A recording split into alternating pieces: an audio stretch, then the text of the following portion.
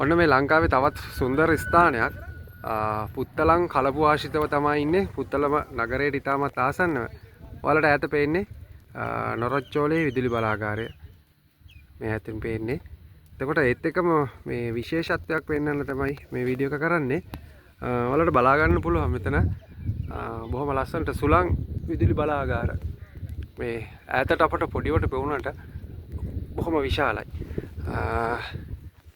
ඉතින් මෙතන තියෙනවා මම තොරතුරු දැනගත්ත හැටියට ටවර්ස් 26න් එකක් හදිසි ගින්නක් නිසා අර ඈත පේන හරිය කඩා වැටලා තියෙනවා.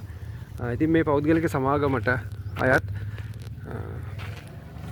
මේ වගේ ටවර්ස් 26ක් තියෙනවා. දැන් 25ක් ක්‍රියාත්මකයි. මේවා හුලඟත් එක්ක ඔන් වෙනවා කියලා තමයි ආරංචි තියෙන්නේ.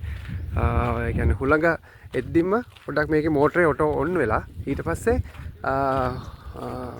කරන්ට් මේ මෝටරෙන් කරකලා දීලා මෝටරේ රිලීස් වෙනවලු. එතකොට හුලඟින් ඊට පස්සේ කරන්ට් එක ජෙනරේට් වෙනවා. ඇත්තට මේ තියෙන්නේ මේ තටුව එකක තටු තුනක් තියෙනවා. මේ එක තටක් බොහොම විශාලයි. මේ බලන්න බොහොම විශාල තටුව. මේ පුත්තලම් කලපුව ආශ්‍රිත ප්‍රදේශය.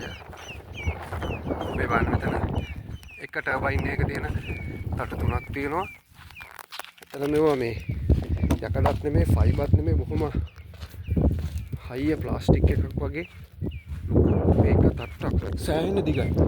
සෑහෙන අඩි ගාණක් දිගයි. බලමු ඉස්සරහටම ගිහලා. ඉතින් මේ වගේ තටු තුනක් හරකනවා කියන්නේ මේ සෙල්ලම් හුලඟක් නෙමෙයි ඕනේ. මේ පැත්තට තවස් ගණනාවක් තියෙනවා.